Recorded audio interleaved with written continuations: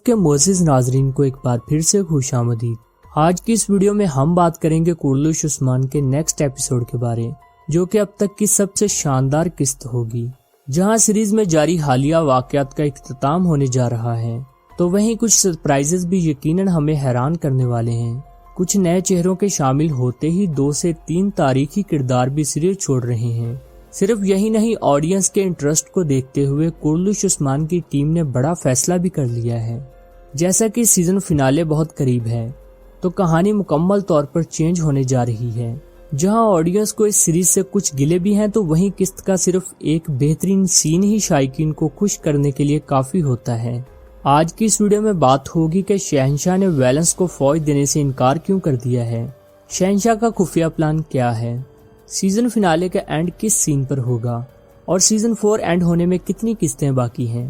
ساتھ ہی ساتھ بات کریں گے ویلنس کے بارے کہ انہوں نے نائمان کی مدد کیوں نہیں کی، عثمان بے کے کون سے قریبی شہید ہونے جا رہے ہیں جن کے بارے آپ نے گمان بھی نہیں کیا ہوگا۔ اس کے علاوہ بات ہوگی کویون حصار کے مارکے کی اور ان تاریخی کرداروں کی جو جلد اسکرین کی زینت ہوں گے۔ تو اگر آپ نیکسٹ ایپیسوڈ کی مکمل ڈیٹیل اس شارٹ سی ویڈیو میں جاننا چاہتے ہیں تو ویڈیو کو آخر تک لازمی دیکھیے گا۔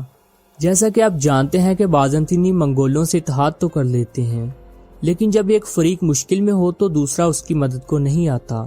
اب بھی ایسا ہی ہوا ہے کہ جب عثمان بے نے نائمان کو پکڑا تو ویلنس نائمان کی مدد کرنے کے بجائے ایک قدم پیچھے ہٹ گیا ہے۔ اس کی وجہ کیا تھی آپ کو بتاتے ہیں، لیکن اس سے پہلے تھوڑی سی بات کرتے ہیں نائمان کے بارے، جس کی دہشت اور تکبر عثمان بے نے زمین بوس کر دیا ہے۔ اور یہ پہلی دفعہ نہیں ہوا۔ جب بھی کسی منگول یا بازنطینی کمانڈر نے عثمان بے کی زمینوں پر نظر رکھی ہے تو یہی انجام پایا ہے۔ اور اب یہ کہنا غلط نہیں ہوگا کہ عثمان بے اپنے والد عظیم ارطغرل غازی کے نقش قدم پر چلتے ہوئے ان زمینوں پر موجود سب سے طاقتور سردار ہیں۔ اور یہ الفاظ ارطغرل غازی نے جاتے ہوئے خود عثمان بے سے کہے تھے کہ تم مجھ سے بھی زیادہ قلعے فتح کرو گے اور مجھ سے آگے نکلو گے، اور اب شاید ایسا لگ بھی رہا ہے۔ جس طرح عثمان بے کے قدم ریاست کے قیام کی طرف بڑھ رہے ہیں، عثمان بے تو ارطغرل سے آگے جا رہے ہیں، لیکن کیا قرلش سیریز بھی ڈیڈلس ارطغرل سے آگے نکل جائے گی؟ یہ کہنا قبل از وقت ہوگا۔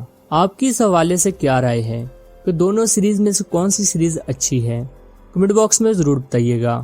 خیر، بات ہو رہی تھی نائمان کی، جس کی موت کے باوجود بھی ان زمینوں پر جاری جنگ تھمنے والی نہیں۔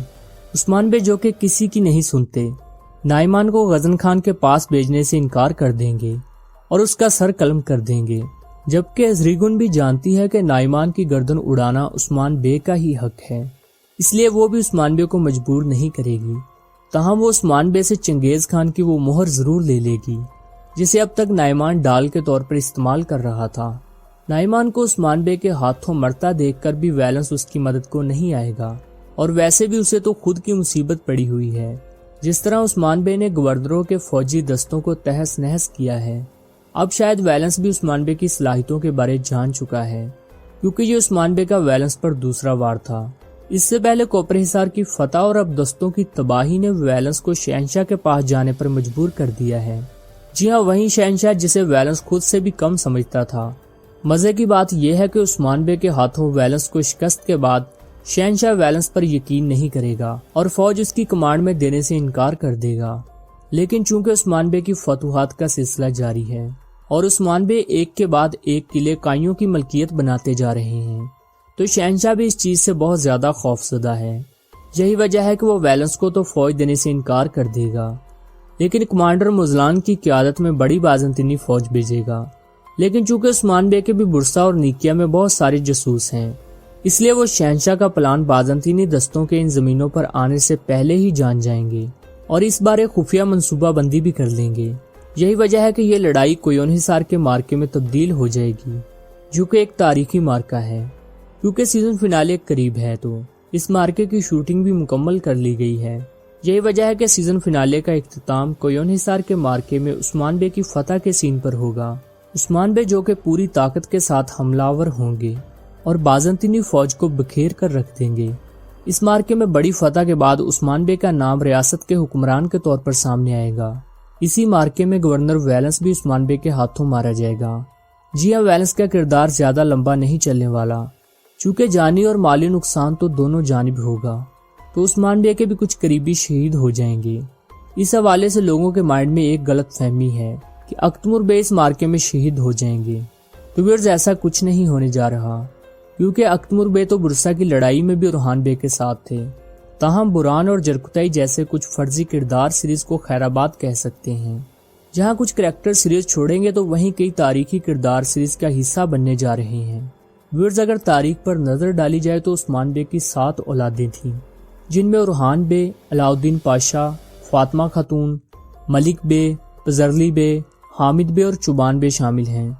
आने वाले दिनों में सीरीज में बड़ा टाइम जंप दिखाया जाएगा और इसी सीजन में ही मालन के यहाँ बेटे की पैदाइश भी दिखा दी जाएगी, जो कि चुबान बे या पजरली बे हो सकते हैं। सिर्फ यही नहीं, आने वाले दिनों में जरकुताई और आईगुल के बच्चों की भी सीरीज में एंट्री होने वाली है। इस सीजन का इख्तिताम कोयोन हिसार के मार्के पर किया जाएगा, जबकि दिम्बोज का मार्का सीजन 5 के शुरू में देखने को मिलेगा। अब चूंकि कोयोन हिसार के मार्के का आगाज होने जा रहा है, ऐसे में बहुत से लोग सवाल कर रहे हैं कि तारीखी किरदार अब्दुल्ला मियाल कोसिस तो कोयोन हिसार के मार्के में उस्मान बे के साथ थे, तो अभी तक उनकी एंट्री क्यों नहीं कराई गई। तो व्यूअर्स, अगर आपको याद हो तो उस्मान बे ने कोसिस को ये कहकर बुरसा भेज दिया था कि वहां जाकर तिजारत करो और मुझे वहां से खबरें भेजते रहना।